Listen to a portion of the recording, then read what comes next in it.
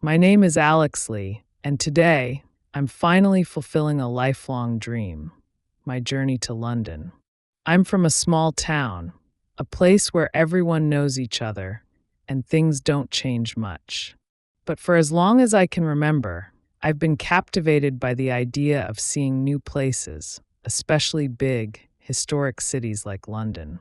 I wanted to walk down those famous streets, see the landmarks I'd only seen in books and movies, and experience everything this legendary city has to offer.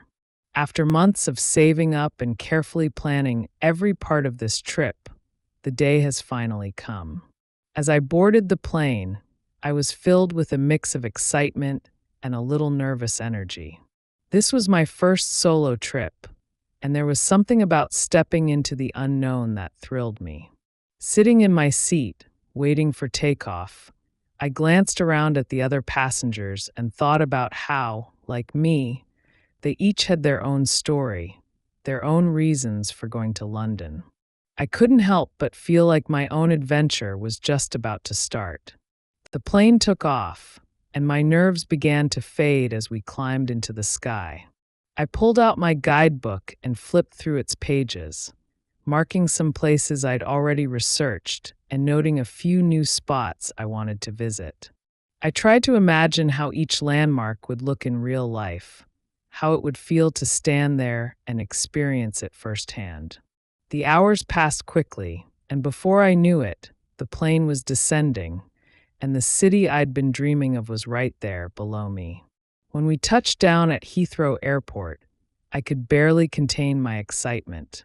I took a deep breath, grabbed my backpack, and made my way through the airport. As I stepped out into the London air for the first time, I felt an incredible surge of energy. I could hardly believe I was finally here. After checking into my hotel and dropping off my bags, I knew exactly where I wanted to go first: Big Ben. I'd seen countless photos of it, watched it appear in movies, and read about its history, but now I was going to see it in person. I boarded a train to Westminster, feeling the energy of the city as we moved closer to the center. The train was smooth and efficient, and I was struck by how different it felt from public transport back home. The passengers around me were a mix of tourists and locals, each going about their own day. Finally, I arrived at my stop. I made my way out of the station, rounded a corner, and there it was, Big Ben, towering over me in all its iconic glory. The clock tower seemed to touch the sky, its intricate details and golden accents gleaming in the sunlight. I felt a sense of awe wash over me. It was even more impressive than I'd imagined. Standing there in front of Big Ben, I felt both tiny and immensely inspired. I pulled out my phone, trying to capture this moment, but the photos didn't seem to do it justice. After a few tries, I finally managed to snap a picture that felt right. A shot of me with Big Ben in the background, a big grin on my face. I knew this was a memory I would treasure forever. With my photo taken, I put my phone away and let myself soak in the atmosphere of Parliament Square. The square was bustling with people from all over the world, each experiencing their own version of this remarkable city. As I walked, I passed statues of famous figures like Winston Churchill, Gandhi, and Nelson Mandela. Each statue seemed to tell a story, a reminder of the incredible history contained within this city. I found myself thinking about the people who had walked these streets before me, the events that had taken place here, and the role London played in shaping the world. There was something humbling about being in a place with such a deep connection to history, and I felt grateful to be experiencing it. After exploring the square for a while, I noticed a street performer drawing a crowd near one of the street corners. Curious, I wandered over to see what was going on. The performer, dressed in a colorful outfit with a top hat, was juggling flaming torches while balancing on a unicycle. The crowd was cheering him on, clapping and laughing with each new trick. I joined in, feeling like a kid again, completely captivated by the performance. When the show ended, I walked up to the performer, gave him a small tip, and thanked him for the show. He smiled and said, "Welcome to London, mate. I hope you enjoy your stay." His words warmed me, and I felt even more excited about everything this city had in store. As the afternoon started to fade into evening, I decided to find a spot to sit and take in the view of Big Ben as the sun began to set. I found a bench nearby, sat down, and watched as the sky turned from a bright blue to a soft orange. The golden light of the sunset cast a beautiful glow over the Houses of Parliament, making the architecture appear even more majestic. I pulled out my journal and began jotting down my thoughts. I wrote about my excitement, the beauty of Big Ben, and the lively atmosphere of Parliament Square. I wanted to capture every detail so I could remember this experience forever. Writing everything down helped me process the excitement of the day and allowed me to savor the moment fully. As I was writing, the clock struck the hour and Big Ben began to chime. The deep, resonant sound echoed through the square, and everyone around me paused for a moment to listen. It was as if the whole world had stopped to hear Big Ben's voice. I closed my eyes, letting the sound wash over me, and felt a profound sense of peace. In that moment, I knew that coming to London was one of the best decisions I'd ever made. After a few minutes, the chimes faded, and the square returned to its usual bustle. I looked around, feeling connected to the people around me, all of us sharing this special experience. With a smile on my face, I packed up my journal, ready to explore more of this incredible city. This was just the beginning of my London adventure, and I couldn't wait to see where it would take me next. After spending some time soaking in the awe-inspiring sight of Big Ben and exploring the historic Parliament Square, I was ready to continue my journey. The next destination on my list was one of the most famous landmarks in modern London, the London Eye. I had seen countless photos of this massive Ferris wheel towering over the city, offering incredible views of London from above. But today, it wouldn't just be another picture on a screen. Today, I would be seeing the city from the top with my own eyes. I made my way along the Thames, strolling along the riverside path. The sounds of the bustling riverfront filled the air. The murmur of people chatting, the occasional splash from the water below, and the faint strains of music from street performers. It felt alive and vibrant, like the city itself was welcoming me. The walk from Big Ben to the London Eye took me past small souvenir stands and food stalls, each selling something uniquely London. As I passed by, I couldn't resist picking up a little Union Jack keychain, something to remind me of this perfect day.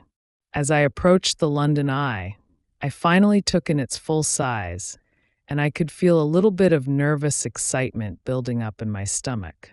I had heard that from the top of the eye, you could see the entire city laid out beneath you, from Buckingham Palace to St. Paul's Cathedral and beyond. But as I got closer, the sheer height of the wheel was daunting. I couldn't help but wonder what it would feel like to be up there, so far above the ground. After purchasing my ticket and joining the line, I watched as the giant glass pods moved slowly and steadily along the wheel, loading passengers in a continuous, smooth motion. Each pod was large and transparent, allowing for an uninterrupted view of the city. When my turn came, I stepped into the pod, feeling a small rush of excitement as the doors closed behind me. A few other tourists were in the pod with me, each of them eagerly anticipating the experience. The ride began, and the pod started to rise slowly, giving us our first view of the Thames and the buildings along its banks. The perspective was breathtaking, even at this low height. As we ascended higher, the city began to open up beneath us, and I could see the distinct rows of buildings, the famous red buses, and the winding paths of London's streets. The views were like something out of a dream. About a third of the way up, I took a deep breath, feeling a slight shiver as I looked down. The river seemed so far below now, and the people looked like tiny dots moving along the paths. My heart started beating a little faster, a mixture of thrill and mild anxiety. I reminded myself to focus on the excitement of the view, pushing aside the nervousness of being so high up. As the pod climbed higher, we reached a point where I could see some of London's most iconic landmarks all at once. There was the Shard, cutting into the skyline with its modern glass structure. St. Paul's Cathedral was visible in the distance, its dome gleaming in the afternoon sun. I could even spot the distant outline of Buckingham Palace. Being able to see so much of the city at once was nothing short of magical. It felt like I was viewing the heart of London, a city that had stood through centuries, and I was a small part of its endless story. At the halfway point, the pod reached its highest point on the wheel. We were nearly 135 meters above the ground, with the entire city sprawled out below.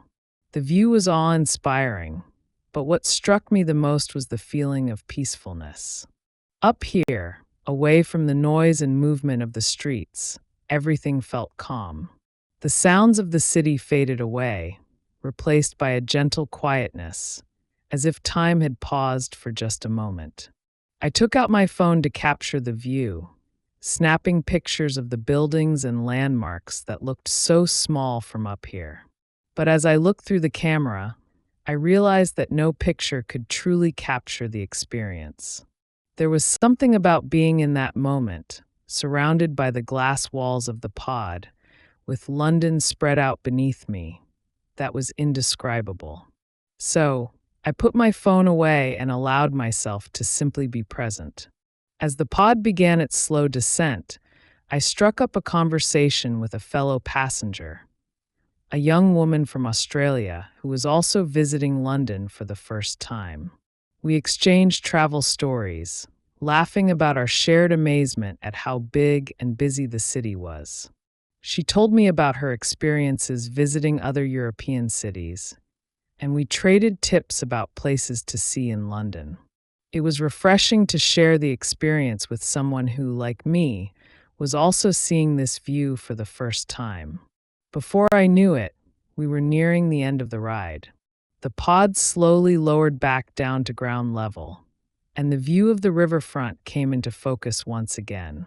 When the doors opened, I stepped out, feeling a rush of excitement and gratitude for having experienced something so unique. As I walked away from the London Eye, I took one last look back at the giant Ferris wheel, thinking about the view from the top and the quiet stillness I had felt up there. It had been more than just a ride. It was a chance to see London from a new perspective, to feel connected to the city in a way I hadn't expected. I knew that this was only the beginning of my journey, and I couldn't wait to see what other adventures London had in store for me. I left the riverside and made my way back along the Thames, feeling a renewed sense of excitement. There were so many more places I wanted to explore, and I felt ready for whatever lay ahead. After my unforgettable ride on the London Eye, I found myself craving more views and new perspectives of this incredible city. As I made my way along the Thames, I decided on my next destination, Tower Bridge. This iconic bridge has been a part of my mental image of London for as long as I can remember. The Twin Towers, with their striking Gothic architecture, seem to capture both the history and grandeur of the city. Now, I was finally going to see it up close. The walk from the London Eye to Tower Bridge was beautiful in itself. I strolled along the riverbank, passing by cozy pubs, riverside cafes, and bustling markets. The late afternoon sunlight bathed everything in a warm glow, casting long shadows and adding a golden tint to the scene. I felt completely immersed in the energy of London. With every step, I was more and more captivated by the layers of life along the Thames. The mix of old and new, modern skyscrapers standing alongside historic buildings, each with its own story to tell. As I approached Tower Bridge, the structure became even more impressive. The towers rose proudly above the river, their intricate stonework and blue suspension cables creating a striking contrast against the sky. Standing beneath it, I felt a sense of awe. This bridge wasn't just a piece of architecture. It was a part of London's history, a structure that had stood through wars, celebrations, and countless changes in the city around it. I walked onto the bridge, marveling at the sheer scale of it. The traffic and pedestrians flowed steadily, but everyone seemed to take a moment to appreciate the view. The Thames stretched out on either side, lined with buildings that showcased the city's eclectic mix of styles. On one side, I could see the Tower of London, a reminder of the city's medieval past, and on the other, the modern skyline with the sleek, reflective surface of the Shard standing out among the other buildings. Halfway across the bridge, I noticed a sign that read Tower Bridge Exhibition. Curious, I followed the signs, soon finding myself at the entrance of an exhibit that allowed visitors to explore the bridge's history and even walk along its high-level glass walkway. I bought a ticket and headed inside, eager to learn more about this landmark. The exhibition began with a display of historical photos and stories about the construction of Tower Bridge. Built in the late 19th century, the bridge was a marvel of engineering in its time, designed to allow ships to pass through the central section while still connecting the two sides of the city. I could only imagine the dedication it took to complete a project of this scale and complexity.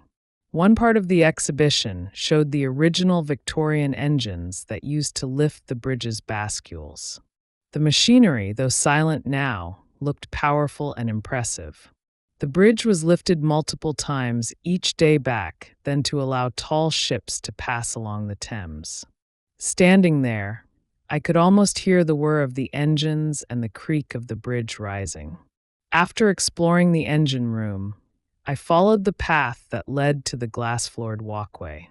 My heart raced a little as I stepped onto the glass, looking down to see the river flowing far below. The view was exhilarating. I could see tiny cars and people crossing the bridge beneath my feet, as well as boats gliding along the Thames. The perspective made me feel as though I was floating above the city, part of a scene that was both thrilling and surreal. There were other visitors on the glass walkway, some nervously inching their way across and others taking confident strides, snapping pictures and laughing with friends. I walked slowly, savoring each step, feeling both the thrill of being up high and the calm of watching the city move below me. The view stretched far in every direction, showing me more of London than I'd seen before. The glass beneath my feet felt like a threshold, a place where I could observe the pulse of the city from above while staying suspended in my own quiet moment. As I reached the other side of the walkway, I stopped and gazed out over the horizon. The sun was beginning to set, casting a warm, orange glow over the river and the city beyond. The light hit the buildings in such a way that they seemed to shimmer, their reflections dancing on the water's surface. I took a deep breath, feeling a profound sense of peace and gratitude. Being here, in this exact spot, felt like something I'd always needed, even if I hadn't realized it until now. After a few more minutes, I decided it was time to head back down to ground level. I exited the exhibition, feeling inspired and refreshed. Back on the bridge, I took a moment to appreciate the view from where I'd started. The lights of the city were beginning to flicker on, one by one, as dusk settled over London. The air had a slight chill, and I wrapped my coat around me, savoring the feeling of being in the heart of the city as it transitioned into the evening. I walked to the end of Tower Bridge, taking one last look back at the iconic structure, its twin towers standing tall against the darkening sky. I knew that this wasn't just another sightseeing stop. It was an experience that had left an imprint on me. The sights, the history, the views from the glass walkway. All of it made me feel more connected to London in a way I hadn't expected. With a sense of contentment and excitement for what was to come, I continued my journey along the Thames, ready to discover the next chapter of my London adventure. Leaving Tower Bridge behind as evening fell, I felt an almost magnetic pull toward the Tower of London, which sat just down the river. This ancient fortress had stood on the banks of the Thames for nearly 1,000 years, a place rich with history, secrets, and stories of intrigue. I had read about the tower's role in England's history, the royal executions, the imprisonments, the legends of ravens guarding the monarchy, but seeing it in person gave it a different weight, like stepping into a place where history was still very much alive. As I approached the tower, the setting sun cast a warm, amber glow over its ancient stone walls, giving the fortress an aura of mystery. The high walls and massive towers seemed to hold countless secrets within them. I joined a group of visitors gathering for an evening tour and soon found myself crossing the drawbridge, stepping into the grounds of this legendary landmark.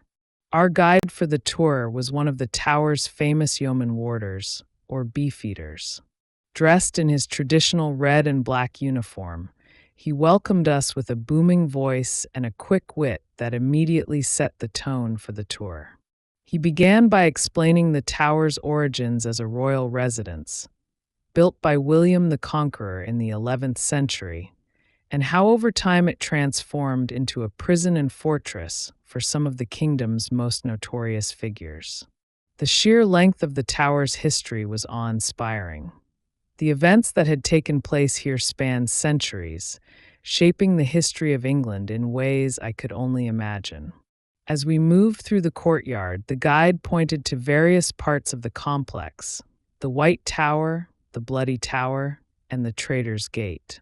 Each had its own stories and legends, and I could almost picture the historical figures who had once walked these same paths, some of them never to leave. Our first stop was the White Tower, the oldest part of the fortress, towering in the middle of the complex. We entered, and I was struck by the thickness of the walls and the heavy, almost oppressive atmosphere within. The guide explained how this central keep had been both a royal palace and a prison, its walls witnessing scenes of both splendor and despair. We explored the ancient rooms, imagining the lives of those who had lived here, the kings, queens, knights, and prisoners who had passed through these halls. One room held a display of medieval armor, showcasing the suits worn by the kings of England centuries ago. The glint of steel in the dim light was both impressive and intimidating. I tried to imagine the weight of the armor, the sounds it would have made as a knight moved within it. It was a strange feeling, as if I could almost hear the faint echoes of battles long past, the clanging of swords and the shouts of soldiers. Being here brought history to life in a way that reading or even watching a documentary never could. As we exited the White Tower, the guide led us to the Bloody Tower, which was infamous for its darker history. This tower was said to be haunted by the ghosts of two young princes, Edward V and his younger brother, who were imprisoned here and mysteriously disappeared. The guide's voice took on a more somber tone as he recounted the story of the princes, who had been only 12 and 9 years old at the time of their disappearance. Legend has it that they were murdered to prevent them from claiming the throne, but no one knows for sure. The tale sent a shiver down my spine, and I found myself glancing around, half expecting to see the shadows of the princes lingering in the corners. The Bloody Tower had a distinctly different atmosphere, quiet, eerie, as if the walls themselves held on to the sadness of the past. I couldn't help but feel a sense of reverence, imagining the lives that had been cut short here. It was sobering, a reminder that history wasn't always grand or glorious, but sometimes dark and tragic. From the Bloody Tower, we moved to the infamous Traitor's Gate, an entryway once used to bring prisoners into the tower by boat from the Thames. Standing at the edge of the murky water, I tried to imagine what it must have been like to pass through this gate as a prisoner, knowing that you were likely never coming out. Famous figures like Anne Boleyn and Sir Thomas More had once entered through this gate, facing their fate within the tower's walls. The weight of history hung heavy in the air, and I could almost hear the faint sound of rowing oars and the creak of old wood. As the evening grew darker, our guide led us to the chapel of St. Peter ad Vincula, where many of those executed within the tower were buried, including Anne Boleyn. Inside, the chapel was quiet and dimly lit, the ancient stone walls bathed in a soft glow. Our guide explained that this was the final resting place for many who had met tragic ends within the tower. We stood in silence for a moment, paying our respects to those who had lost their lives here. The chapel was a beautiful yet haunting space, and I felt a deep reverence standing there.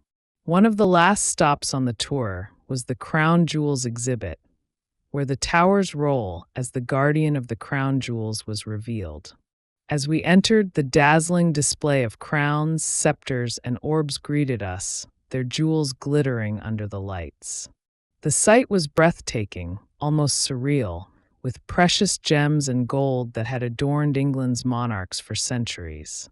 It felt as though I was in the presence of something truly extraordinary, a collection that represented the power and tradition of the British monarchy. I lingered before each piece, captivated by the beauty and craftsmanship, imagining the coronations and ceremonies that had taken place over the years. As we exited the exhibit, the sky had darkened completely, and the tower grounds were illuminated by soft, warm lights. Shadows danced along the ancient walls, giving the fortress a timeless, almost otherworldly quality. Our tour ended back in the courtyard, where our guide bid us farewell with a reminder that we had walked through nearly 1,000 years of history in just one evening. I left the tower feeling both inspired and humbled. Walking through its ancient halls, hearing the stories of kings, queens, prisoners, and soldiers, had given me a new appreciation for the depth of history in this city. The Tower of London wasn't just a monument. It was a place that had witnessed the best and worst of human nature, a reminder of the power and fragility of life. As I crossed back over the drawbridge and looked back at the tower one last time, I felt a strange mix of emotions: respect for the past, gratitude for the present, and a sense of wonder about the future. London was proving to be a city that defied expectations, each new experience adding another layer to my adventure. And I couldn't wait to see what lay ahead. After leaving the Tower of London with a mind full of history and a heart full of reverence, I felt ready for something equally monumental, yet perhaps more peaceful. The next destination on my list was St. Paul's Cathedral. I'd seen pictures of its grand dome and the intricate details of its architecture, but I knew that seeing it in person would be an entirely different experience.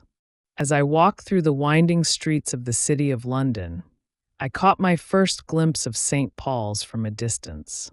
Its grand dome rose high above the surrounding buildings, looking like a beacon against the city skyline. Even from afar, it commanded attention, a testament to both faith and the skill of those who had built it centuries ago. The cathedral stood as a symbol of resilience, having survived the Great Fire of London in 1666 and the bombings of World War II. The history of London was carved into every stone, and I felt honored to be visiting such a significant place. When I finally reached the cathedral, I took a moment to stand outside, admiring the towering facade with its Corinthian columns and ornate carvings. The statues of saints and angels seemed to watch over the bustling city below, a reminder of the spiritual legacy of this incredible structure. People were coming and going, some pausing like I was to take in the sheer beauty of the building. The atmosphere around St. Paul's was reverent yet lively, with a steady flow of tourists, locals, and churchgoers. As I stepped inside, the noise of the outside world faded, replaced by a profound stillness. The soaring ceilings, intricately decorated with mosaics and carvings, immediately drew my gaze upward. Sunlight filtered in through the stained glass windows, casting colorful patterns on the floor. The interior was breathtaking, a space that seemed to defy time, holding on to the echoes of centuries past. I felt a deep sense of peace and awe, as though I had entered a sacred sanctuary, far removed from the busy city streets outside. The first thing that caught my attention was the high altar, a stunning structure adorned with golden details and rich marble. The altar seemed to glow under the light, and I could imagine the countless ceremonies, weddings, and services that had taken place here. I felt a sense of humility standing there, realizing that so many people had come to this very spot over the centuries, seeking guidance, comfort, and peace. It was a humbling reminder of how places like St. Paul's connect generations, holding memories and moments from countless lives.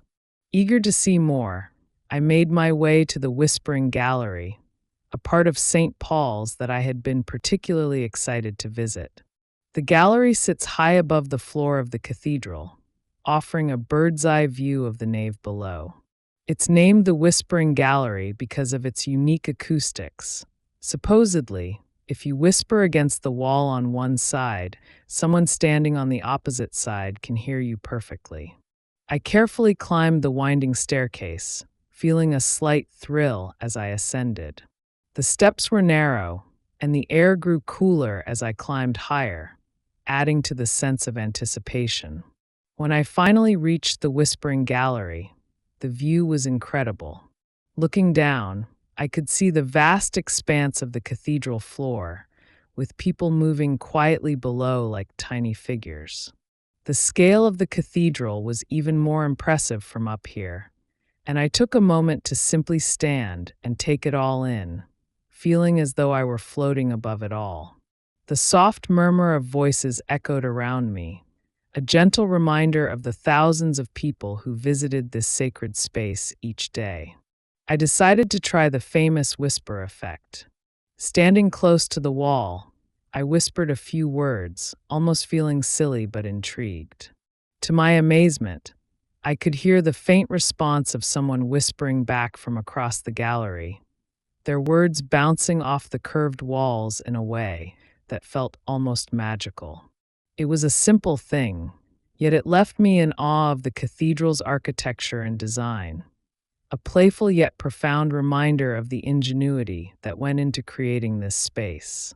After spending some time in the Whispering Gallery, I decided to climb even higher, up to the Stone Gallery and finally to the Golden Gallery at the very top of the dome. The climb was long and challenging, with narrow staircases and steep steps. But the anticipation kept me moving forward, step by step, as I imagined the view waiting for me at the top. At last, I emerged onto the Golden Gallery, and the sight before me was beyond anything I could have imagined. London stretched out in every direction, a vast cityscape that seemed to go on forever. The Thames wound its way through the city below, and I could see iconic landmarks in the distance. The Tower Bridge, the Shard, and even the distant green expanse of Hyde Park.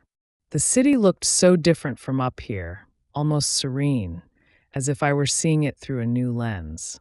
The wind was cool and refreshing, and I took a deep breath, savoring the moment. Standing at the top of St. Paul's, looking out over the city, I felt an overwhelming sense of gratitude. Gratitude for this journey, for the chance to experience a city as rich and layered as London, and for this moment of quiet reflection. It felt like a personal triumph to have reached the top, to stand where so many others had stood, looking out over this historic city. After a while, I began the descent back down, feeling both exhilarated and reflective. Before leaving the cathedral, I took a moment to explore the crypt, where many notable figures are buried, including Sir Christopher Wren, the architect of St. Paul's. His simple tombstone bears an inscription in Latin that reads, "If you seek his monument, look around you." Standing there, I felt a deep respect for Wren's vision and legacy, a man whose work had left an indelible mark on the city of London. As I exited St. Paul's and stepped back out into the world, I felt a sense of renewal. The experience had been profound, a blend of history, spirituality, and personal reflection that left me feeling deeply connected to the city and its past. London had already shown me so much, and I knew that there was still so much left to discover. With a sense of calm and wonder, I left St. Paul's Cathedral, ready to continue my journey through the city. Each step felt lighter, my mind filled with the memories of the towering dome, the whispering walls, and the view from above, a view that I knew would stay with me forever. After the peaceful and awe-inspiring experience at St. Paul's Cathedral, I was ready for a change of pace. I wanted to dive into something more vibrant, a place buzzing with energy and creativity. Covent Garden seemed like the perfect destination for that. Known for its markets, street performers, and eclectic shops, Covent Garden promised a different side of London, one that was lively, artistic, and full of character. As I made my way there, the city streets started to transform. The quiet, historic atmosphere around St. Paul's gave way to a more bustling, colorful area. I could already hear the sounds of laughter, music, and lively conversations as I approached the cobblestone square. The energy in the air was infectious, and I could feel myself getting swept up in the excitement even before I reached the main plaza. Entering Covent Garden felt like stepping into a festival. The square was filled with stalls selling everything from handmade crafts to gourmet treats. People wandered around, some sipping coffee or nibbling on pastries, while others browsed the endless variety of unique items on display. The aroma of fresh-baked bread, flowers, and street food filled the air, creating a warm and welcoming atmosphere. I felt like I'd entered a place where every corner held a new discovery.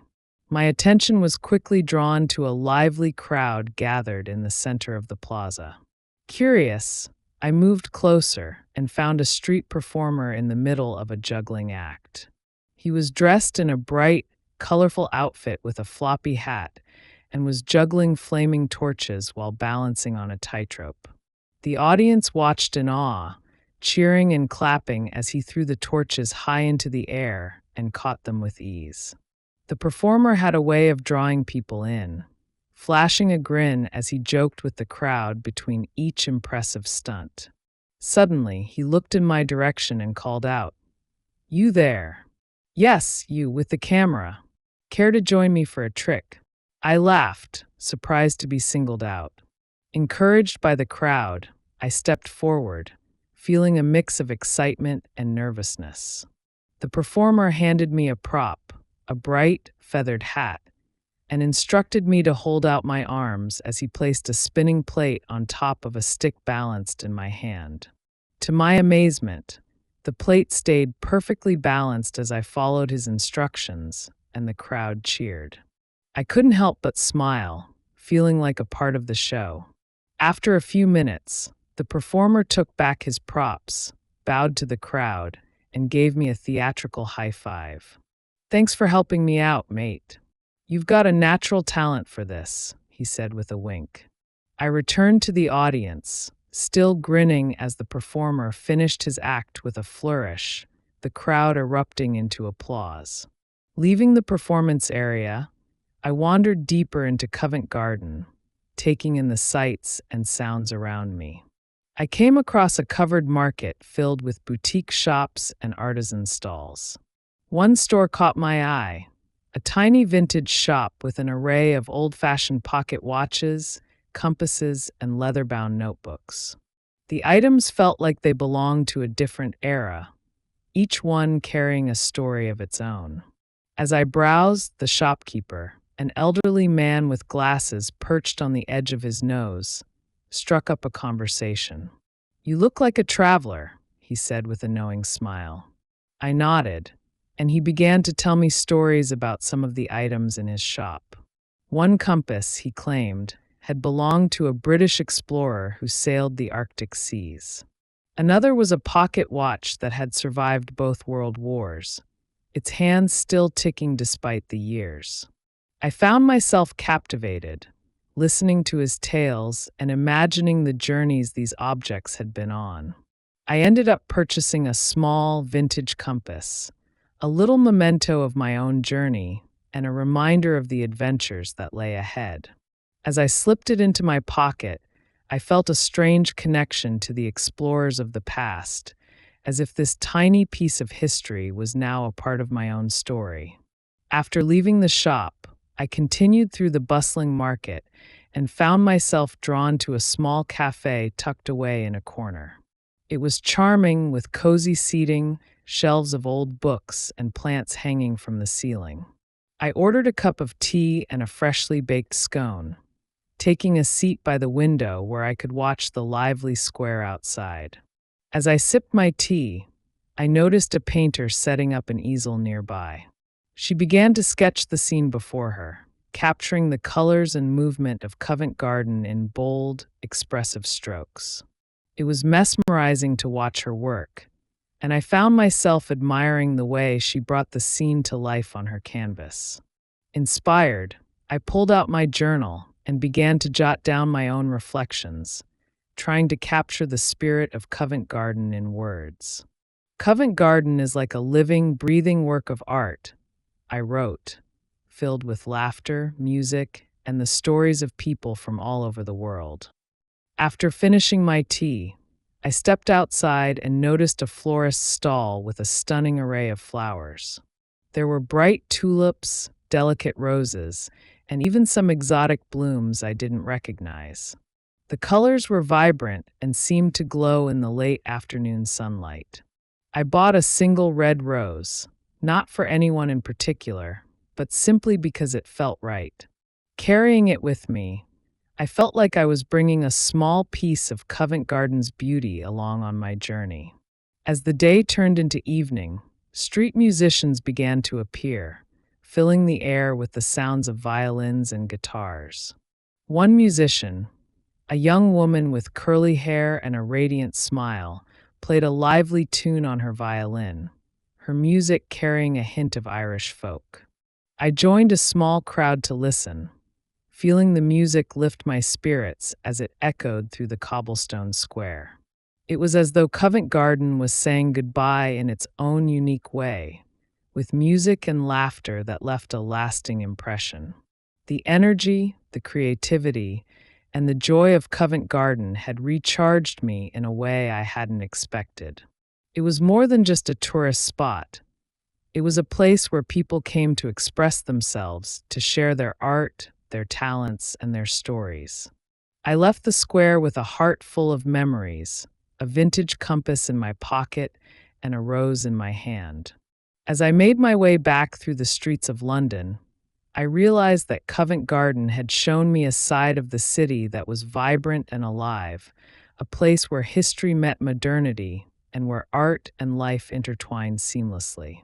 The city was unfolding before me, one colorful chapter at a time, and I felt grateful to be a part of it all. As I left the lively and colorful world of Covent Garden behind, I was in the mood for something a bit more introspective, a place where I could immerse myself in history and marvel at the treasures of ancient civilizations. The British Museum felt like the perfect destination. Known for its vast collection of artifacts from around the world, the museum was a place I had dreamed of visiting for years. It was a sanctuary of history, housing priceless objects that had been preserved for centuries, each with its own story to tell. As I walked up to the grand entrance of the museum, the neoclassical columns and the imposing stone facade gave me a sense of the importance of the place I was about to enter. This was not just a museum, it was a gateway to worlds long gone, a place where history was not just studied but preserved and celebrated. I felt a thrill of excitement as I stepped inside, ready to travel through time and space. The entrance hall was vast and filled with natural light, casting a soft glow over the walls and floors. The space was alive with the murmur of visitors, each one exploring their own corner of history. I took a few moments to take it all in, appreciating the quiet grandeur of the building itself before deciding where to begin.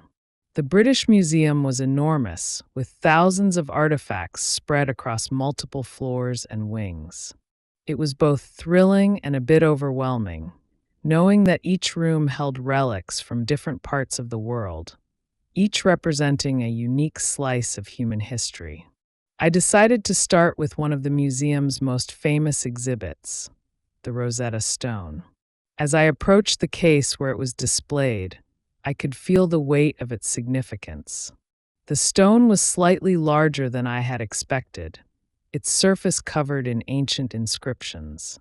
This single artifact had unlocked the secrets of Egyptian hieroglyphs, allowing modern scholars to understand a language that had been lost for centuries. Standing in front of it, I felt a sense of awe, as if I were in the presence of a silent, ancient witness to the past. I tried to imagine the world from which the Rosetta Stone had come, the priests and scribes who had carved these symbols, the temples and cities that had once thrived along the Nile, and the sense of mystery that must have surrounded these ancient inscriptions before they were deciphered.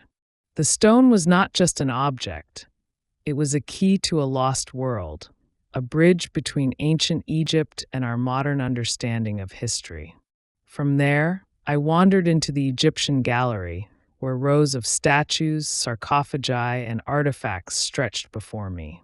Each item was fascinating in its own way, from the towering statues of pharaohs to the delicate jewelry that had once adorned noble women thousands of years ago.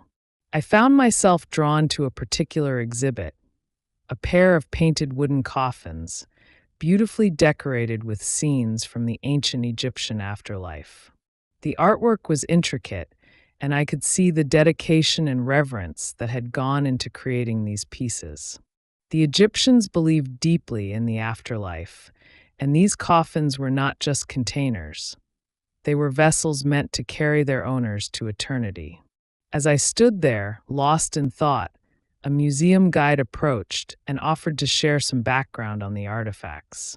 She explained how the Egyptian gods, like Osiris and Anubis, were depicted on the coffins, guiding the deceased on their journey to the afterlife.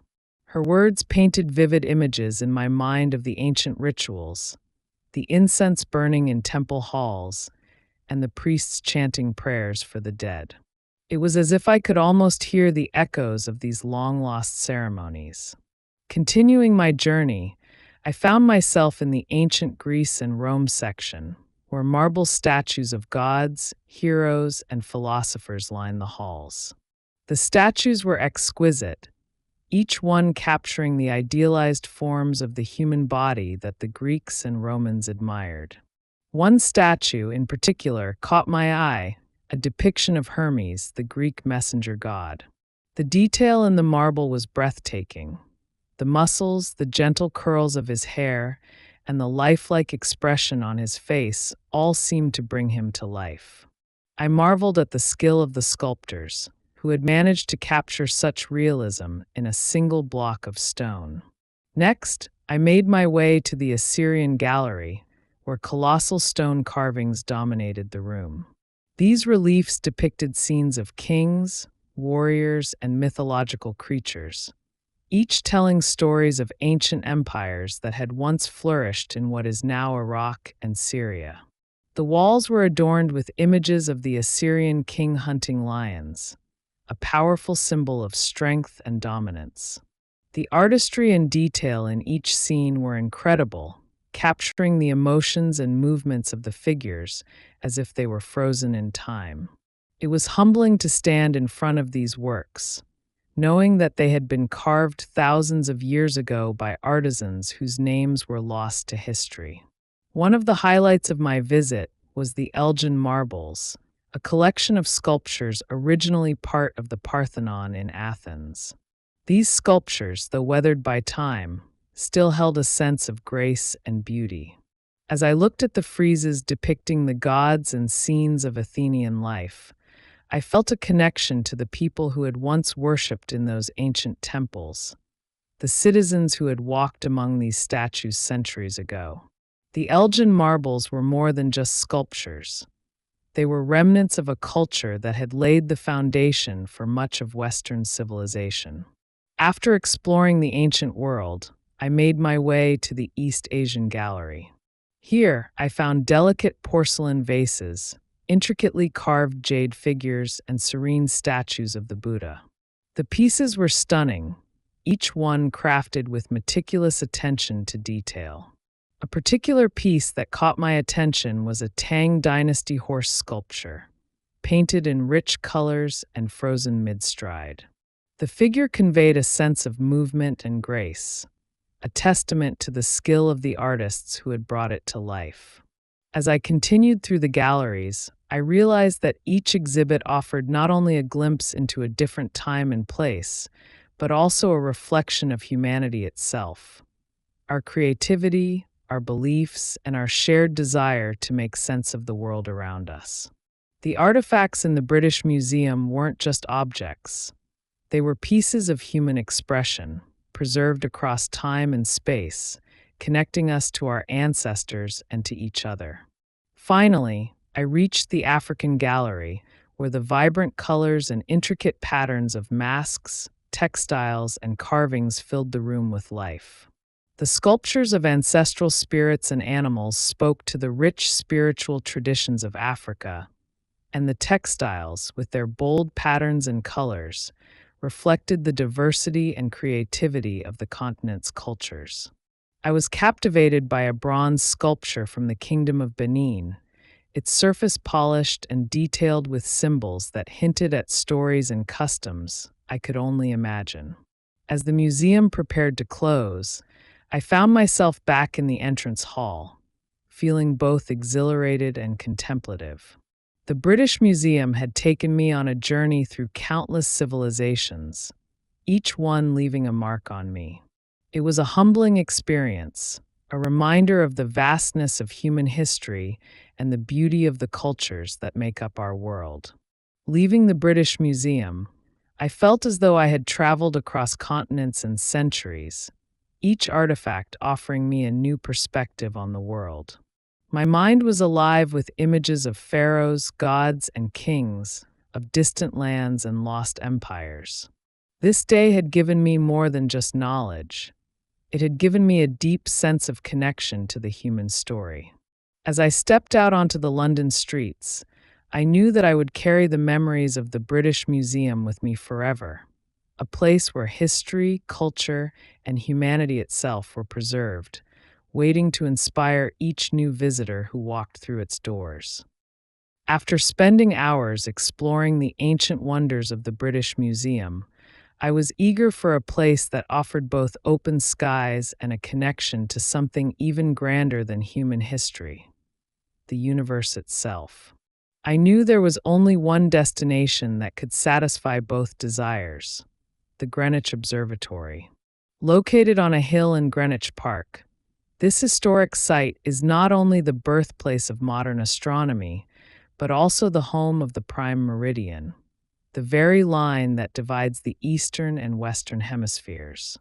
Visiting the observatory felt like a pilgrimage to the heart of time and space.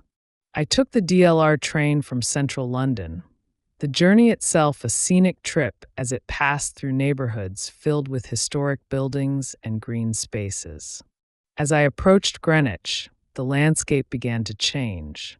The skyscrapers and crowded streets gave way to cobblestone paths, quaint shops, and a sense of calm that felt miles away from the hustle and bustle of central London. By the time I arrived at Greenwich Park, I felt a sense of tranquility wash over me. the kind of peaceful anticipation that comes before a significant experience. The walk up the hill to the observatory was steep but beautiful, lined with old trees whose branches stretched out like welcoming arms. From the top, I could already see the stunning view over London, the Thames curving gracefully through the city below. The sun was starting to dip, casting a golden glow over the cityscape, and I couldn't help but feel a bit like an explorer arriving at a sacred destination. When I reached the Royal Observatory, I paused to take in the historic building. The red brick structure had an almost modest charm, belying its immense significance in the fields of science and navigation. This was the birthplace of Greenwich Mean Time, the reference point for time around the world. The weight of its legacy was palpable, and I felt a sense of honor just to be standing here. I joined a small group tour that started in the Octagon Room, a beautiful space designed by Sir Christopher Wren. The room was filled with ancient astronomical instruments, telescopes, sextants, and chronometers, all of which had once been at the cutting edge of science. Our guide explained that these instruments had been used by some of the greatest astronomers in history to observe the stars and chart the heavens. As I looked around, I felt an incredible sense of respect for these early scientists who, with limited tools, had managed to unlock so many mysteries of the universe. The guide pointed out the telescope once used by John Flamsteed, the first astronomer royal, and explained how he had painstakingly mapped the positions of thousands of stars from this very room. Standing in that space, I tried to imagine what it must have been like to be an astronomer in the 17th century, peering through a telescope at the night sky, unraveling the secrets of the cosmos bit by bit. From the Octagon Room, we were led to the highlight of the tour, the Prime Meridian Line. This line, marked out on the ground with a brass strip, represents 0 degrees longitude, the point from which all other longitudes are measured. Standing there, I felt the thrill of being at the center of time itself. I stepped onto the line, one foot in the eastern hemisphere and one in the western, and a rush of excitement filled me. It was a surreal feeling, like standing on an invisible axis around which the world turned. I took a moment to think about what it meant to be standing on the Prime Meridian. Time zones around the world are based on this very spot, and every clock and calendar we use has its origins here. It made me realize how connected we all are to each other, how our lives, despite being separated by time and place, are synchronized by this line in the ground. It was humbling and awe-inspiring, a reminder of both the vastness of the world and the unity that binds us. After lingering on the meridian, I moved into the Astronomy Center, a modern exhibition area filled with interactive displays on the solar system, galaxies, and the nature of space and time. The exhibits were captivating, explaining everything from black holes to the Big Bang in ways that were accessible yet profound.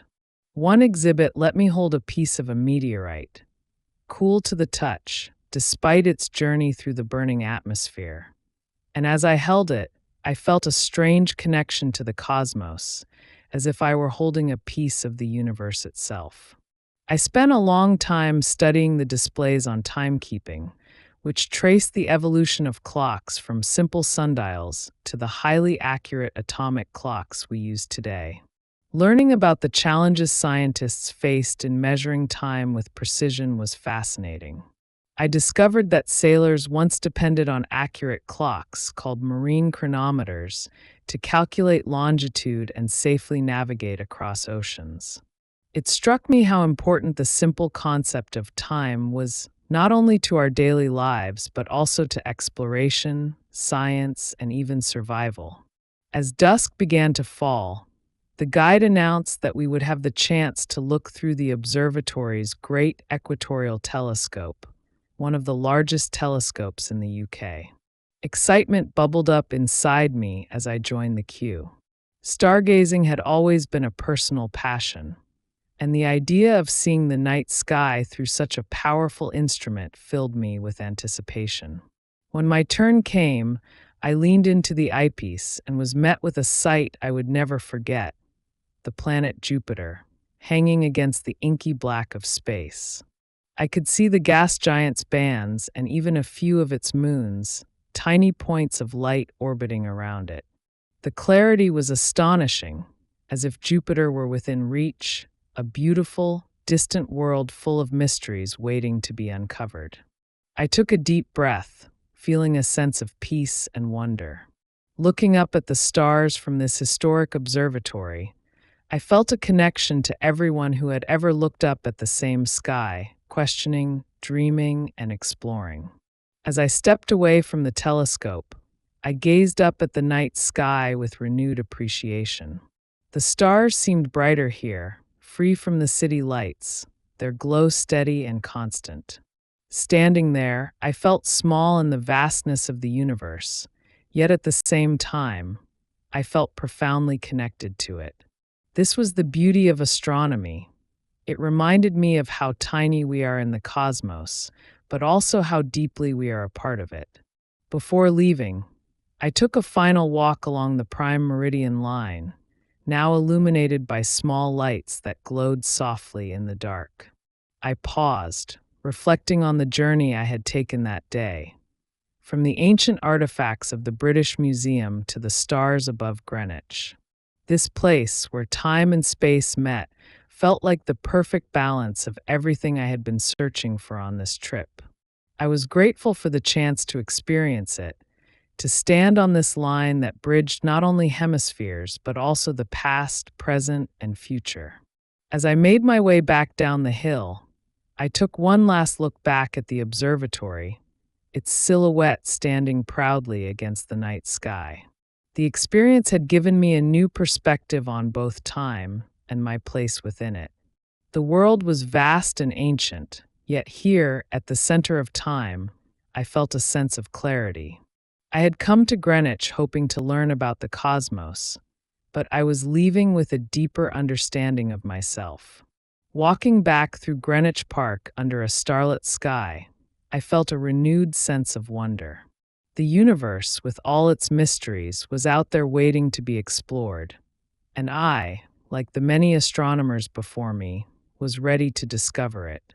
After the humbling experience at Greenwich Observatory, where I'd been reminded of my place in the vastness of the cosmos, I felt ready for a change of scene, something that grounded me back on Earth and reminded me of human history, tradition, and elegance. My next stop was one of London's most iconic landmarks and a place that had fascinated me since childhood: Buckingham Palace. As I approached the palace, the atmosphere shifted, and I could feel the energy of the place even before I saw it. Crowds gathered along the roads, tourists with cameras, locals on morning walks, and families pointing at the grand gates. The sounds of chatter, laughter, and anticipation filled the air, and I could sense the excitement building. There was a palpable air of respect and reverence here. Buckingham Palace wasn't just a building. It was a symbol, a representation of centuries of British history and tradition. The first sight of the palace itself was breathtaking. The massive structure rose before me, its white stone gleaming in the sunlight. The architecture was grand and elegant, yet there was a timelessness to it, as though it had always stood here, watching over London. As I moved closer to the gates, the gold-tipped ironwork caught the sunlight, giving the palace a regal glow. I couldn't help but feel a sense of awe, imagining the history that had unfolded within these walls.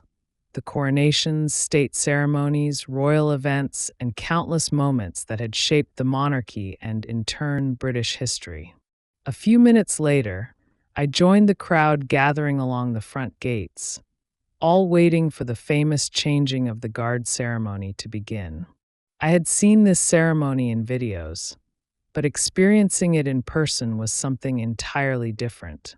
The anticipation was contagious, and I could see that even the locals, some of whom had likely seen this ceremony countless times, were just as excited. The buzz of voices died down as a faint sound of drums echoed in the distance, signaling that the ceremony was about to begin. As the guard approached, I felt a rush of excitement. The soldiers, dressed in their iconic red uniforms with tall bearskin hats, marched in perfect formation, their movements synchronized with military precision. The sound of their boots hitting the pavement in unison, combined with the steady rhythm of the drums, created a powerful and almost hypnotic effect. It was mesmerizing to watch, a display of discipline and tradition that had remained unchanged for centuries. The ceremony itself was a carefully choreographed sequence of movements, each step taken with purpose, each turn precise. Watching the soldiers perform their duties, I couldn't help but feel respect for the dedication and training it must take to achieve this level of perfection. The crowd was silent, everyone captivated by the pageantry unfolding before us. When the guards exchanged places and the music faded, the ceremony concluded with a sense of elegance and pride. After the changing of the guard, the crowd began to disperse, but I lingered by the gates, reluctant to leave just yet. The experience had been exhilarating, and I wanted to take a moment to absorb it all. As I looked up at the palace, I thought about the lives of the people who had called this place home. Kings, queens, and princes, each one a part of history. It was a strange feeling to be so close to a place that had witnessed so much. With the crowds thinning, I took a leisurely stroll around the Queen Victoria Memorial, a stunning monument directly in front of the palace. The large statue of Queen Victoria sat atop a pedestal, her figure imposing and regal, surrounded by sculptures representing justice, courage, and victory. The gleaming white marble of the memorial reflected the sunlight, and I found myself drawn to the peaceful elegance of the monument. This tribute to the long-reigning queen was a reminder of Britain's rich and complex history, and I felt a sense of respect for the legacy she left behind. Feeling inspired, I decided to explore the royal gardens nearby. The gardens were lush and beautifully maintained, with winding pathways, manicured lawns, and vibrant flower beds. The scent of blooming roses filled the air, and the gentle rustling of leaves created a calming backdrop. Walking through these gardens felt like stepping into a different world, a quiet sanctuary away from the busy streets of London. As I walked along the gravel paths, I noticed a small lake where ducks and swans glided gracefully across the water.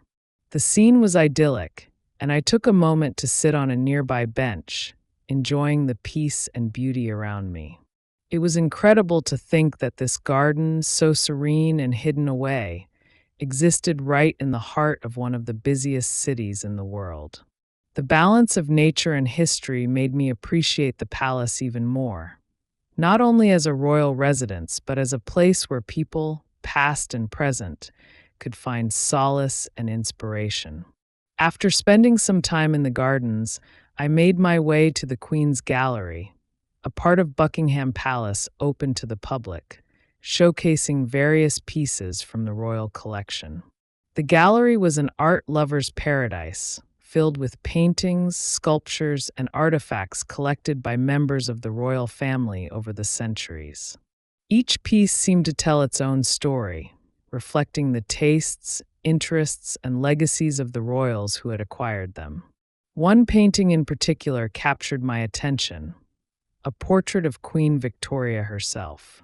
Her gaze was both strong and contemplative, a reminder of the weight of the crown she had borne for so many years.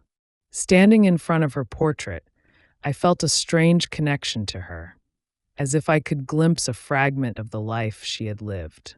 The gallery offered a unique insight into the personalities of the British monarchy, allowing me to see them not only as figures of history, but as individuals with passions, dreams, and challenges. Leaving the Queen's Gallery, I felt as though I had seen a different side of Buckingham Palace. It was more than just a symbol of royalty. It was a living museum, a place that held centuries of stories and treasures, each one adding depth to the legacy of the British monarchy. Walking back toward the gates, I felt a renewed appreciation for the resilience and traditions that had allowed this place to endure. As I left Buckingham Palace and made my way down the Mall, the grand boulevard lined with trees and Union Jacks leading back toward central London, I took one last look over my shoulder at the palace. The experience had left me feeling connected to history, to the people who had lived within those walls, and to the city itself. Buckingham Palace was a reminder of tradition, strength, and grace, qualities that had shaped not only the monarchy but also the spirit of London. The sun was setting as I walked away, casting a warm glow over the city. I felt a sense of fulfillment, grateful to have experienced such a rich piece of British heritage. This journey, I realized, was becoming more than just a tour of London's landmarks. It was a journey through the heart and soul of the city itself. Leaving the grand elegance of Buckingham Palace behind, I felt a desire for a quieter, more personal experience. Somewhere I could unwind, reflect, and soak up the natural beauty of the city. Hyde Park seemed like the perfect destination. Known as one of London's largest and most famous parks, it promised an escape from the hustle and bustle, a green oasis in the heart of the city. I'd heard so much about Hyde Park, its sprawling landscapes, peaceful lakes, and charming pathways, and I couldn't wait to see it all. I entered the park through Marble Arch, a famous landmark that marked one of the park's main entrances. As I stepped onto the gravel path, the noise from the streets began to fade, replaced by the gentle sounds of birdsong, the rustling of leaves, and the faint laughter of children playing nearby. The contrast was immediate and striking. Hyde Park felt like a world unto itself, a place where the city's fast pace slowed down and nature took center stage. The air was fresh, filled with the earthy scents of grass, flowers, and trees, and I felt an instant sense of calm. The wide pathways invited me to explore, and I set off, not following any particular direction, but allowing myself to wander freely. As I walked, I passed lush green lawns where people were lounging on blankets, reading books, and enjoying picnics. Some were gathered in groups, sharing laughter and snacks, while others were alone, content with the simple pleasure of being outdoors. It was a beautiful, sunlit day, and the atmosphere was both relaxed and joyful. After a few minutes of strolling, I arrived at the Serpentine Lake, Hyde Park's famous body of water that stretches across the park. The lake was dotted with paddle boats and rowboats, their colorful reflections shimmering on the water's surface. Swans and ducks glided gracefully, their movements calm and unhurried, adding to the peaceful ambience. I found a bench by the lake's edge and sat down, taking in the view. There was something incredibly soothing about watching the gentle ripples on the water and the way the sunlight danced across its surface. As I sat there, I noticed a small boat rental kiosk nearby and decided to experience the Serpentine from a new perspective. Renting a small paddle boat, I pushed off from the shore and began to make my way across the lake. The water was smooth, and the boat drifted gently, allowing me to take in the park from a different vantage point. I could see the tree-lined shores, the wide lawns, and the people walking along the paths.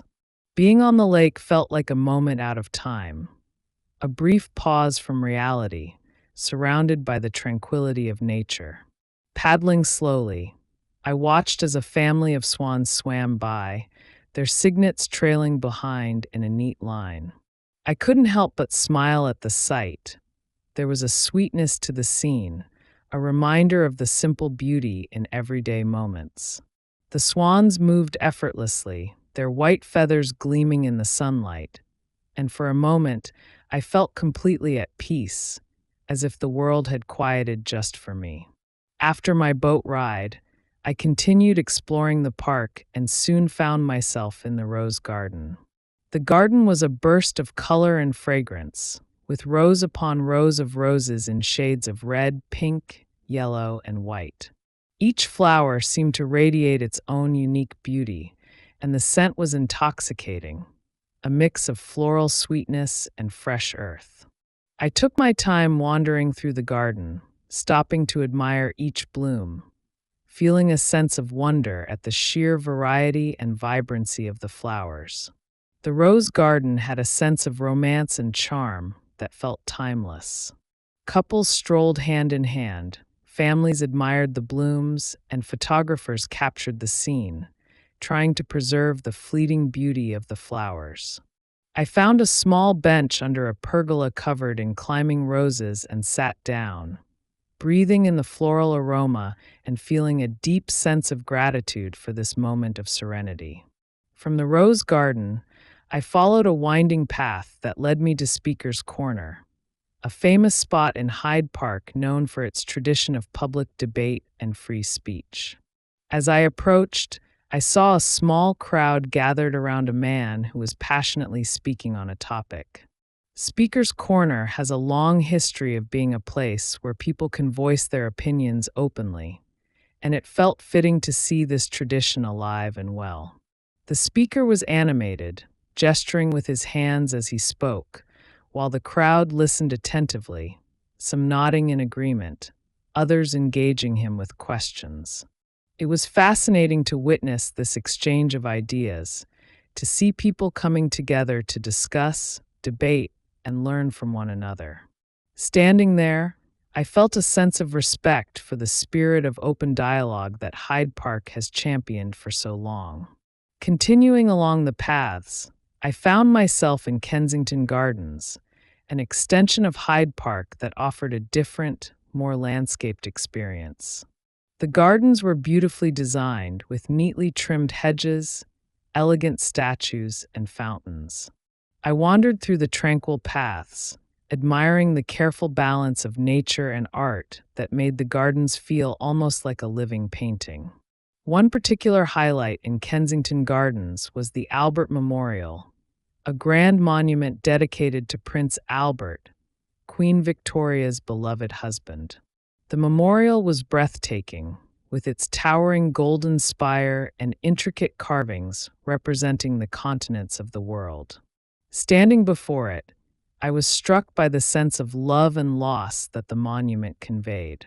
It was a reminder that places like Hyde Park and Kensington Gardens held not only natural beauty, but also emotional significance, a space where memories, legacies, and stories were woven into the very fabric of the landscape.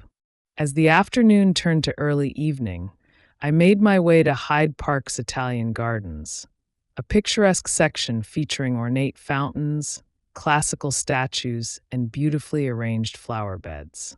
The fountains sparkled in the fading sunlight, and the gentle sound of water added a peaceful rhythm to the scene. The Italian Gardens felt almost like a hidden gem, a place where elegance and tranquility coexisted perfectly. I sat by one of the fountains, watching the water cascade and reflecting on my day. The sun began to set, casting a warm golden light over the park. The trees and pathways were bathed in a soft glow, and the colors of the flowers seemed to intensify in the fading light. People were starting to make their way home, but I lingered, savoring the last moments of daylight.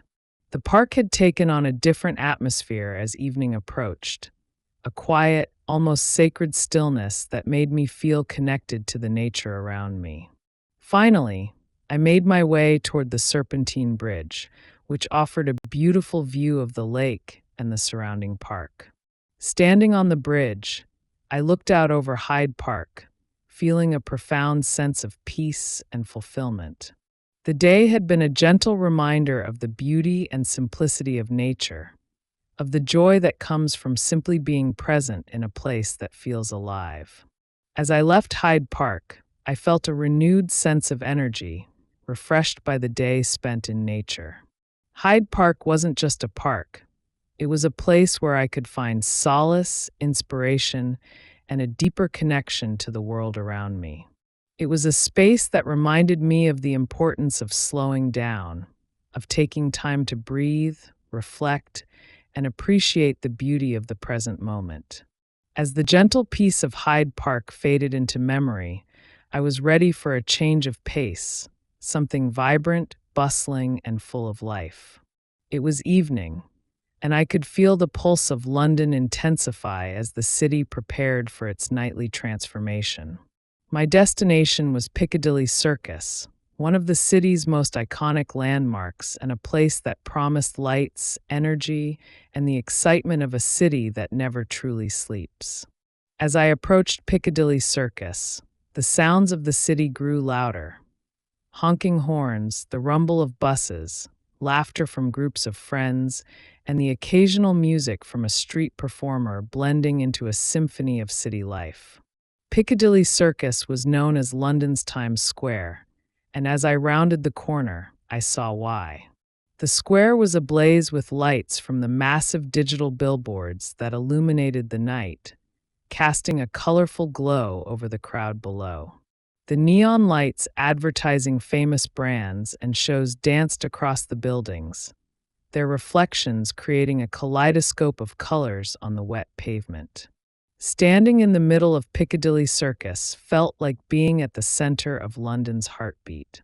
The statue of Eros, with his graceful, winged form, was perched atop a fountain, a timeless figure surrounded by the modernity of the square.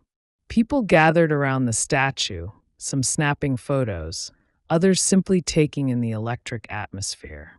The energy was infectious, and I felt a surge of excitement as I absorbed the sights and sounds around me. After a few minutes of people watching and taking in the neon-lit surroundings, I noticed a talented street performer setting up nearby. He was a young guitarist with a captivating voice, and soon, a small crowd gathered as he began to play. His voice was soulful, blending folk and pop, and his music brought a unique warmth to the bustling square. I found myself drawn into his performance, swaying slightly as he played an acoustic rendition of a popular song. The crowd was transfixed, and when he finished, we all erupted into applause, cheering for an encore.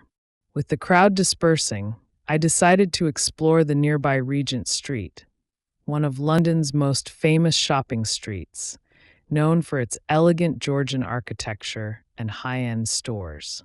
The curved stretch of buildings, lined with beautiful facades and bright lights, created a sense of grandeur that felt almost cinematic. The store windows were decorated with elaborate displays, showcasing everything from designer fashion to luxury watches. Even though I wasn't there to shop, I enjoyed wandering through the street, taking in the artistry of each window display and the blend of classic and modern styles. After strolling along Regent Street, I returned to Piccadilly Circus and decided to explore Leicester Square, which was just a short walk away. As I moved away from the bustling lights of Piccadilly, the atmosphere shifted once again, becoming more lively and festive.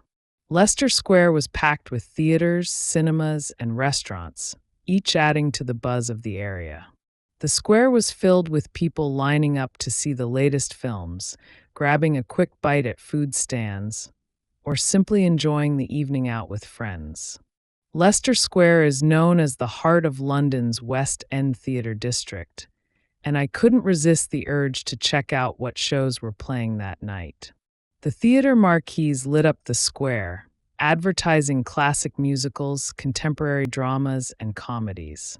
I scanned the options, tempted by the thought of seeing a live show, but decided to save that for another night, when I could properly enjoy the full theater experience. Instead, I wandered over to a street food market nearby, drawn by the delicious scents wafting through the air. The market was a feast for the senses, offering a variety of international cuisines. There were vendors selling everything from freshly made falafel wraps to spicy Indian curries, Japanese sushi rolls, and Italian gelato. After browsing the options, I settled on a savory crepe filled with ham, cheese, and mushrooms. The vendor prepared it right in front of me, flipping the crepe on a hot griddle, filling it with delicious ingredients, and folding it into a perfect parcel. I took my first bite, savoring the warm, gooey cheese and the rich flavor of the ham. It was comforting and satisfying, the perfect snack to enjoy as I wandered through the lively square. With my crepe in hand, I returned to Piccadilly Circus and found a spot near the statue of Eros, where I could sit and watch the world go by.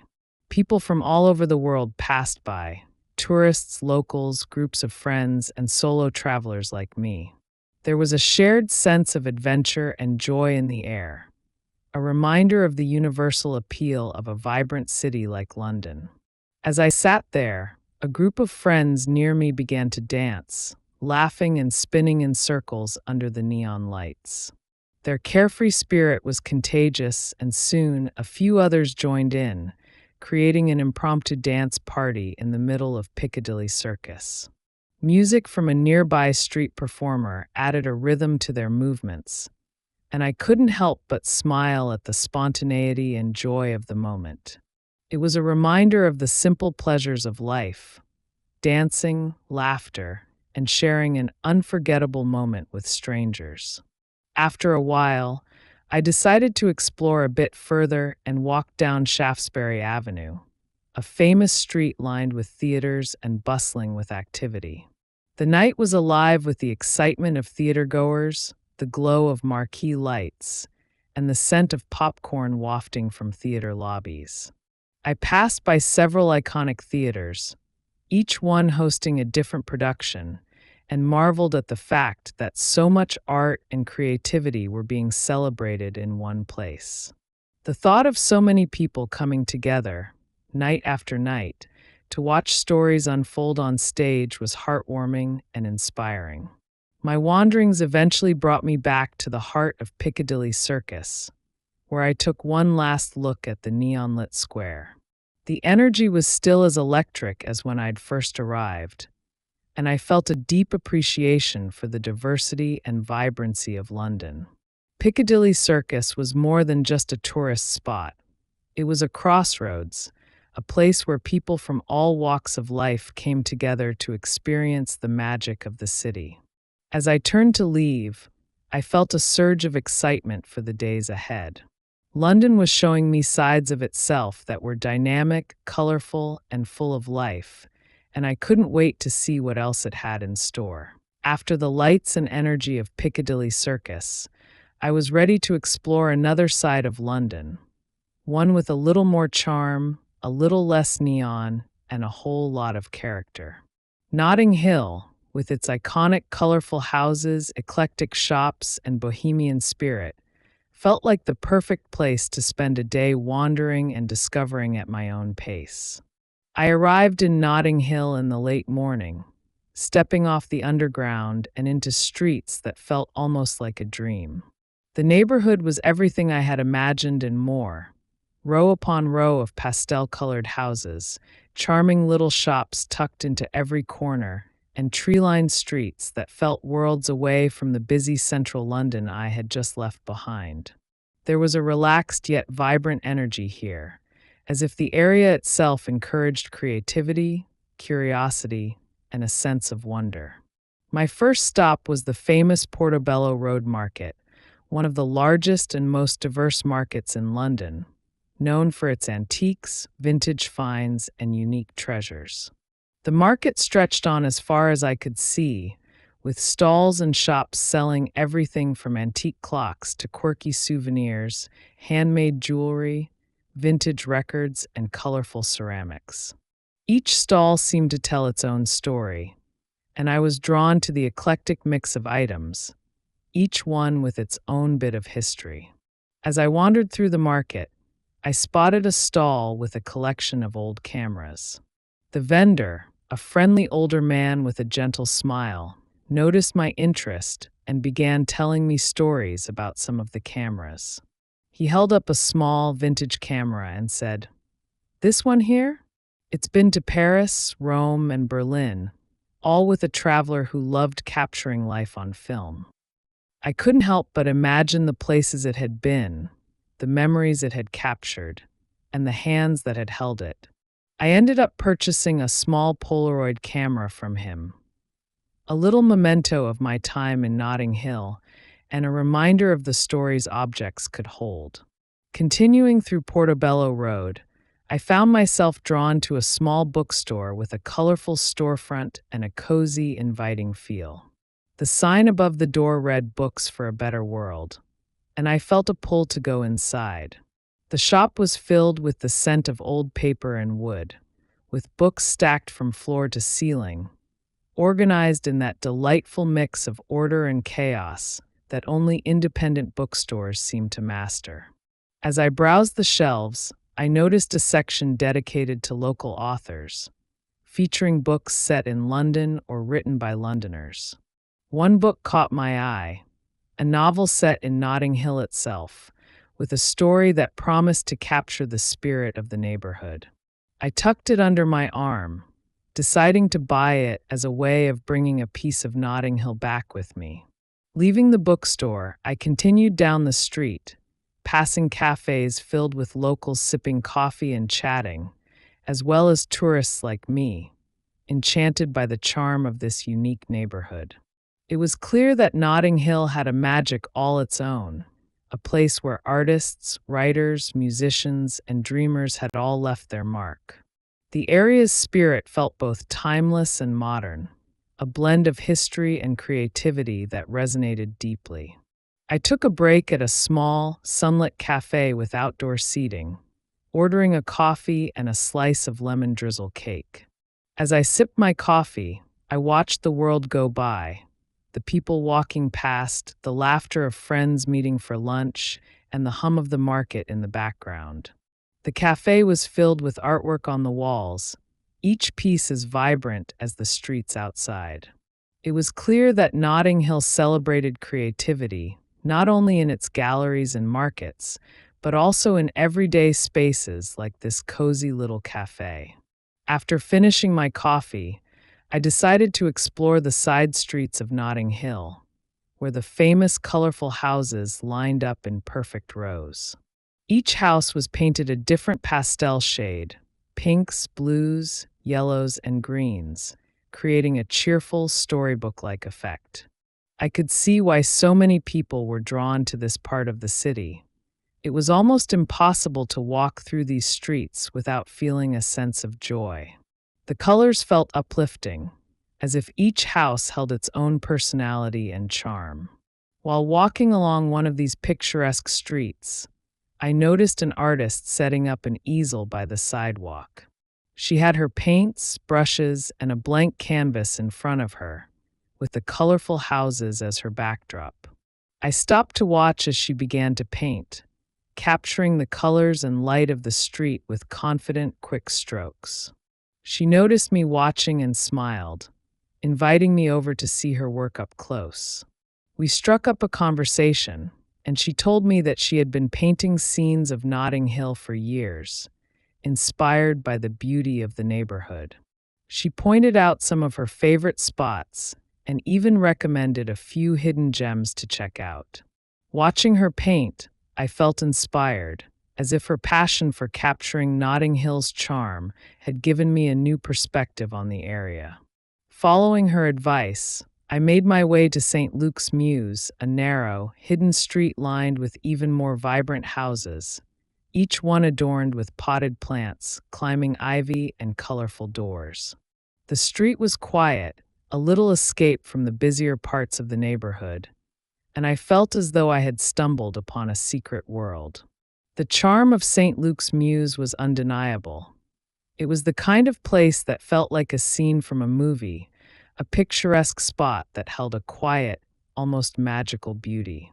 As I continued exploring, I found myself at the Churchill Arms, one of London's most famous and unique pubs. Its exterior was covered with a profusion of flowers, every inch of the building's facade adorned with hanging baskets, flower boxes, and climbing plants in a rainbow of colors. The pub looked like a living garden, a testament to the neighborhood's love of creativity and character. I went inside for a quick drink, soaking in the cozy atmosphere and marveling at the quirky interior, filled with Churchill memorabilia and an eclectic mix of vintage decor. With the evening drawing near, I returned to Portobello Road for one last stroll, admiring the way the market transformed as the sun began to set. The vendors were packing up, and the lights from the shops cast a warm glow over the street. There was a quieter, more intimate energy now, as if Notting Hill was winding down after a day filled with life and color. I took one last look at the stalls, the colorful houses, and the people walking arm in arm down the street, feeling grateful to have experienced such a magical place. As I made my way back to the underground station, I felt a sense of contentment. Notting Hill had offered me a day filled with beauty, inspiration, and a deep appreciation for London's diversity. This neighborhood was more than just a place to visit. It was a reminder of the joy that comes from creativity, community, and color. I knew that Notting Hill would stay with me, a place I'd return to in my memory, where I'd remember the colors, the warmth, and the unique charm of this unforgettable neighborhood. The next stop on my journey was Kensington Palace, an elegant and historic royal residence nestled within Kensington Gardens.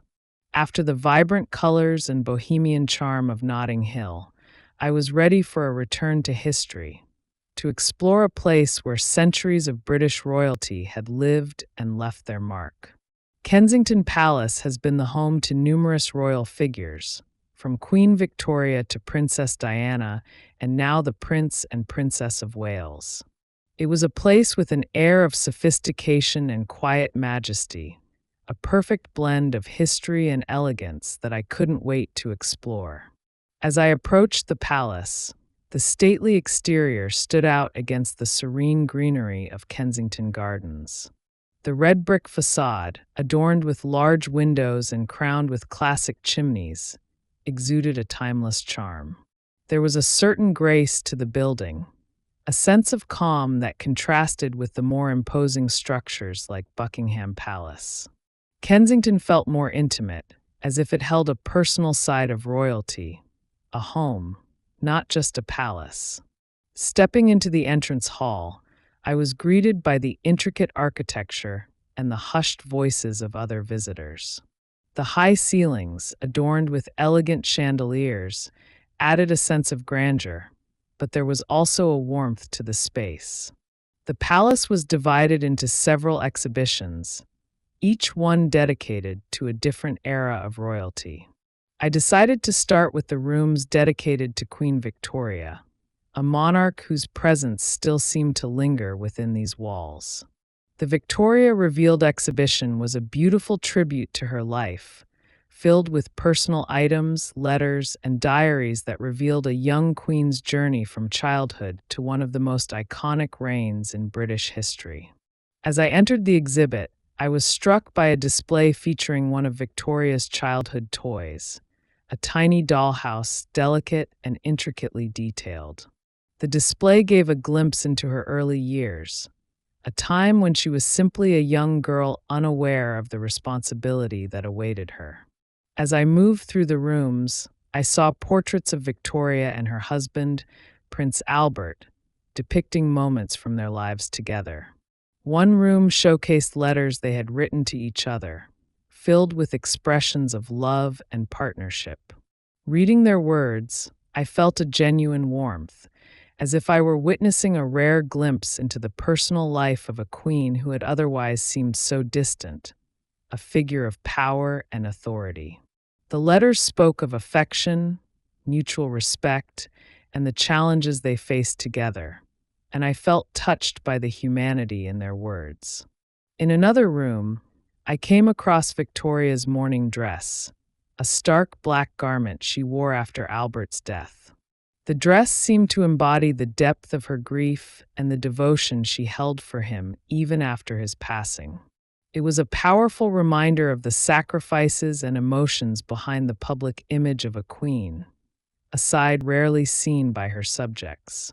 Standing there, I felt a sense of empathy for her loss and the weight of the crown she bore for so many years. Leaving Victoria's rooms, I made my way to the King's State Apartments, a series of grand rooms that once hosted lavish banquets, receptions, and royal audiences. The opulence of these rooms was breathtaking.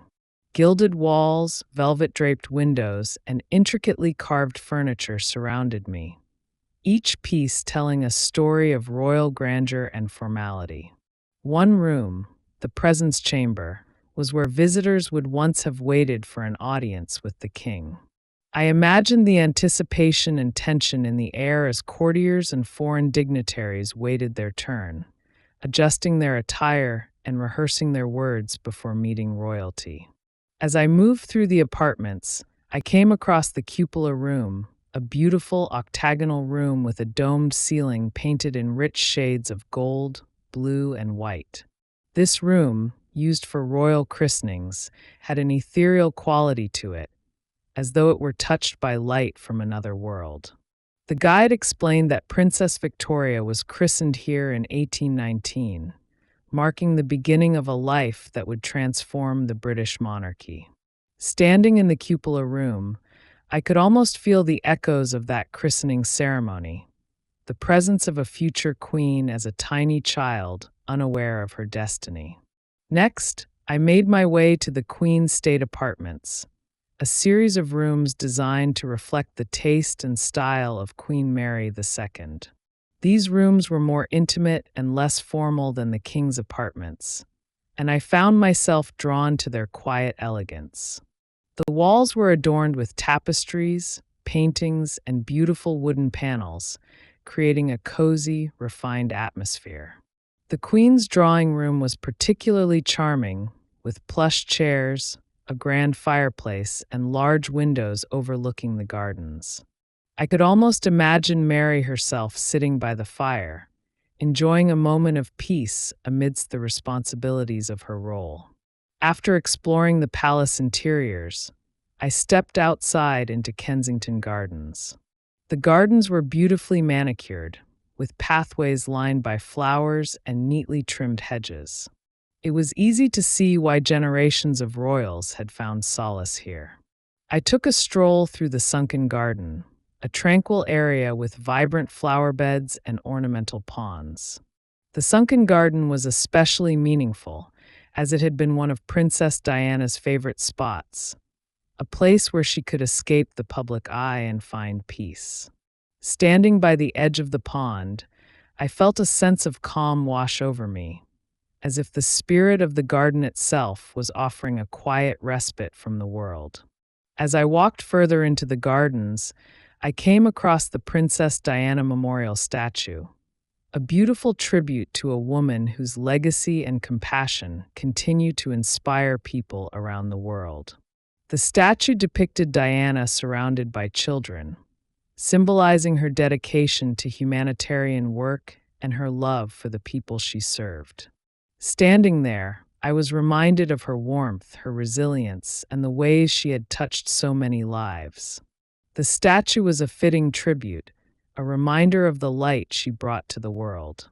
I continued through the gardens, following winding paths that led to hidden corners and peaceful nooks.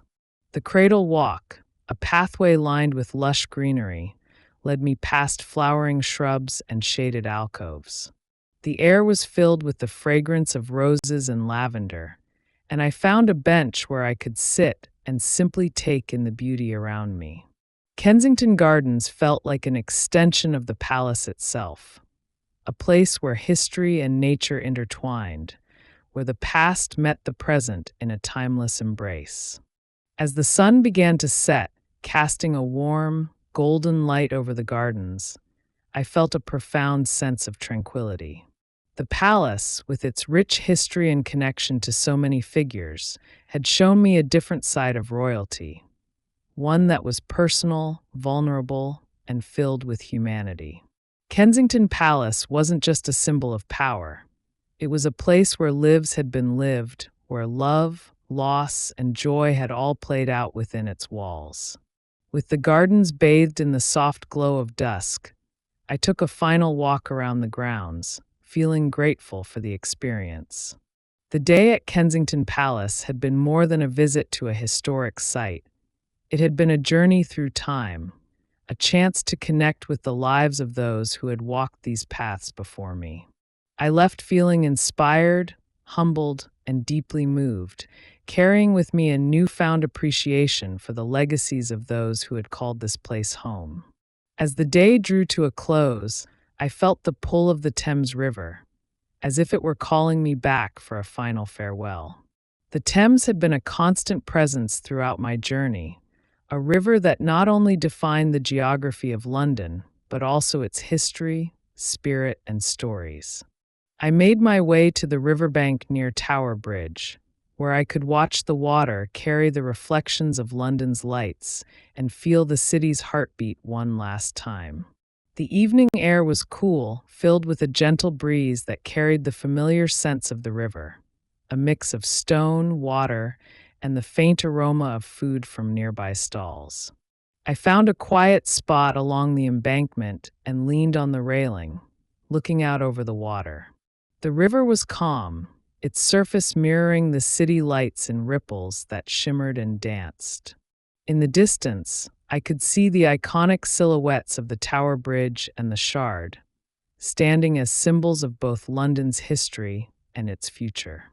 As I stood there, I reflected on the journey I'd taken through this incredible city, the places I'd seen, and the memories I'd made. Each place, each landmark, had left its own unique impression, and together, they had woven a tapestry of experiences that felt both profound and personal. London had shown me its many faces: the grandeur of Buckingham Palace, the vibrant colors of Notting Hill, the tranquility of Hyde Park, and the humbling presence of history at places like the British Museum and Kensington Palace.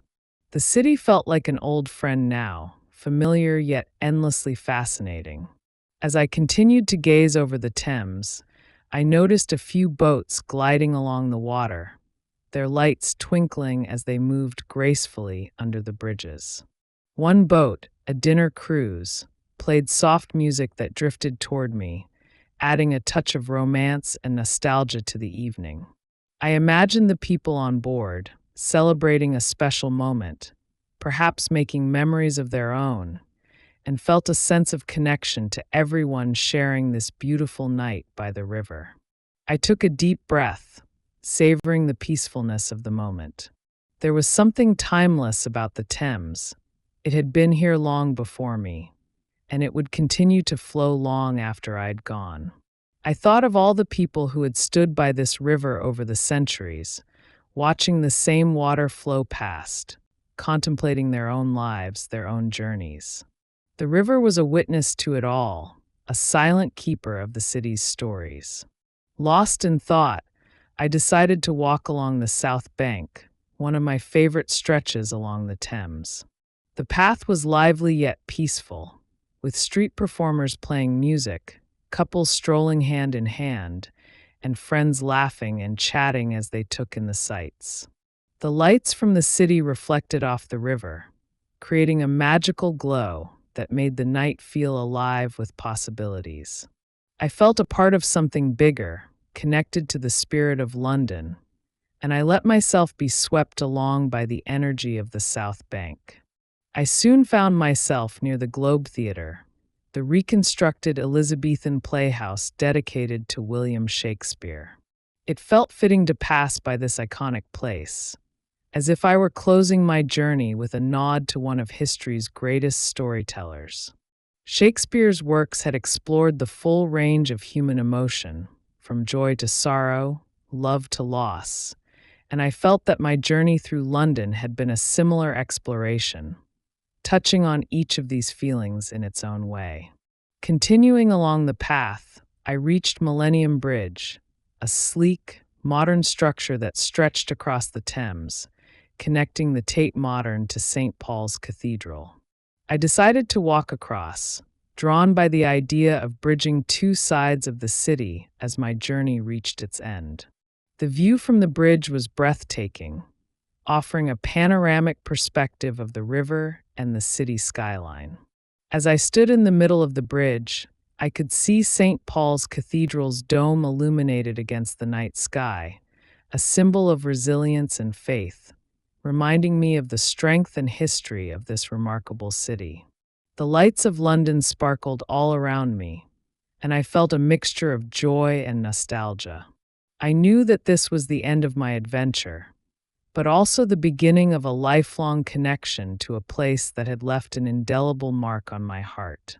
I pulled out my camera and took a final photo of the view from the bridge, wanting to capture this moment and carry it with me. After crossing the bridge, I wandered along the riverbank toward the London Eye, its giant wheel casting a soft glow over the water. The eye stood as a silent observer, rotating slowly, offering one last look at the city I had come to love. I took a moment to sit on a bench nearby, allowing myself to soak in the final moments. The hum of the city around me, the lights on the water, the distant sounds of laughter and music, all of it felt like a beautiful symphony, a celebration of London's spirit. As I sat there, I thought about the person I was when I first arrived in this city, filled with excitement and curiosity, eager to discover all that London had to offer. Now, as I prepared to leave, I felt a sense of fulfillment and peace. The city had given me so much more than I had expected: a deeper understanding of history, a sense of connection to people from different walks of life, and a renewed appreciation for beauty in all its forms, from art and architecture to nature and music. Finally, as the clock approached midnight, I rose from my seat by the river and took one last look at the Thames, letting the sight of its calm waters and the glow of London's lights imprint themselves in my memory. This city, with all its history, its energy, and its beauty, had become a part of me. I knew that even though I was leaving, I would carry the spirit of London with me, woven into my memories, my heart, and my dreams. With a quiet smile and a sense of gratitude, I turned away from the river and made my way back through the city streets. I felt as if I were saying goodbye to an old friend, knowing that one day I would return to walk these streets again, to rediscover London and to add new memories to the ones I'd already made. As I left, I whispered a final thank you to the Thames, to London, and to this unforgettable adventure. All right, as I look back on my journey through London, it's hard to believe how much I experienced, how deeply the city touched me, and how every corner, landmark, and street left its own unique mark on my heart. From the awe-inspiring architecture of Big Ben to the vibrant colors of Notting Hill, the tranquil beauty of Hyde Park to the timeless flow of the Thames, every part of London showed me a different facet of life and history, each offering its own story, its own magic. Each place I visited felt like a chapter, adding layers of meaning and depth to the adventure. Standing in the quiet grandeur of St. Paul's Cathedral, I felt the centuries-old reverence of Londoners past, finding peace in the presence of something greater than themselves.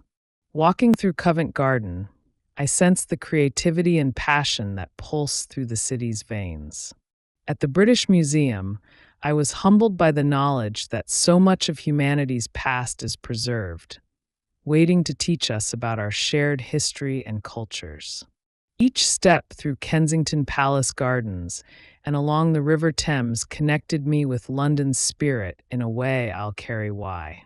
Yet, as I write this, I realize that the true meaning of this journey went far beyond simply reaching these famous destinations. It was about the discoveries within, the reflections and quiet moments that reminded me of who I am and what I seek. I came to London to explore a city, but I left with a deeper understanding of myself. The experiences, the beauty, the history, they all awaken something within me, a sense of wonder and connection that transcends geography. Ultimately, I've come to realize that the essence of travel is not just about arriving somewhere new. It's about exploring, discovering, and embracing the journey itself. This trip to London reminded me that the destinations are just markers on a map.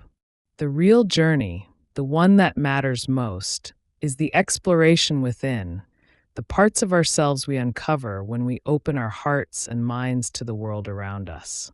And as I carry these memories with me, I know that every journey, every adventure, will continue to shape me in ways I can't yet imagine.